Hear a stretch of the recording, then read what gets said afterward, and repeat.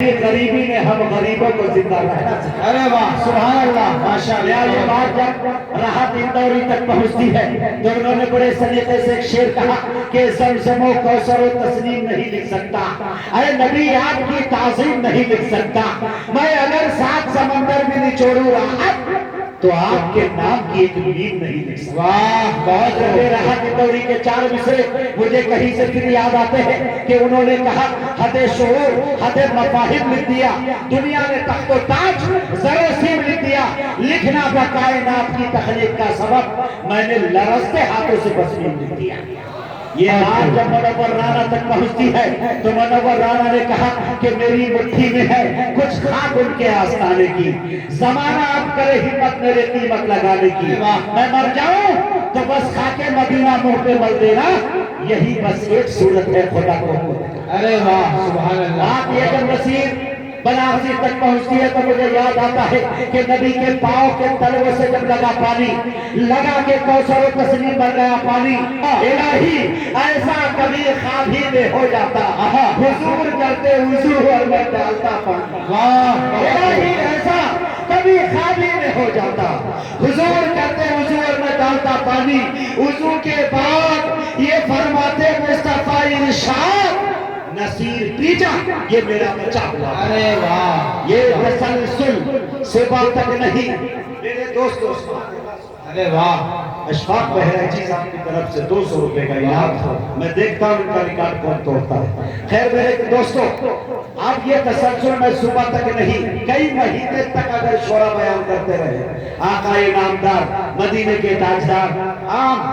ارے واہ ماشاءاللہ آج کے مشاعرے کے دائی قاری اکرم صاحب ماشاءاللہ سب دیکھیے 100 سونار کی 1 لوہار کی، اللہ تعالیٰ اسے بھی نوازے ماشاءاللہ۔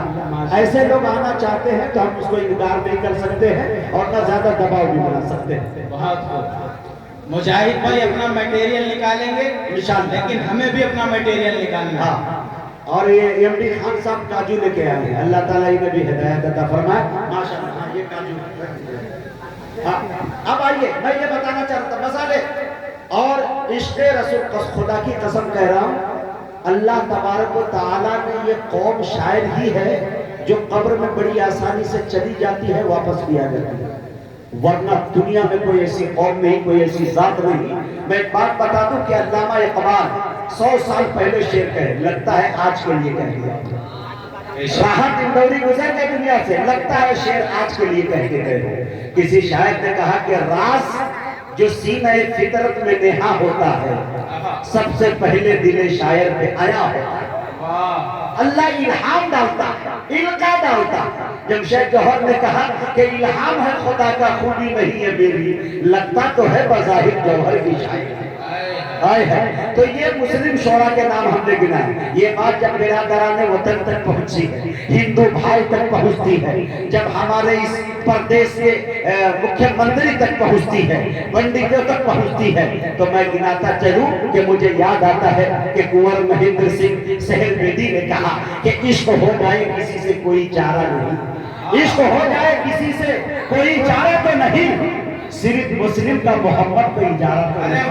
زندہ باد۔ ربیندر جین نے کہا کہ تم اپنے دل میں مدینے کی آرزو رکھنا، پھر ان کا کام ہے جذبے کی آبرو رکھنا۔ واہ واہ کال کا پرساد یوں گویا ہوئے کہ جو شرق سے ہو گرد طلب درہم و دینار، لے کر زمین تاب و فلک مال کے انبار، دریا سبھی موتی بنے پارس بنے کوہسار، ایک سنگ جو کھڑے ہو میرے سید ابرار، پھر کال کا پرساد سے پوچھے کوئی کیا لے، نالے نے محمد وہی سر پہ اٹھا۔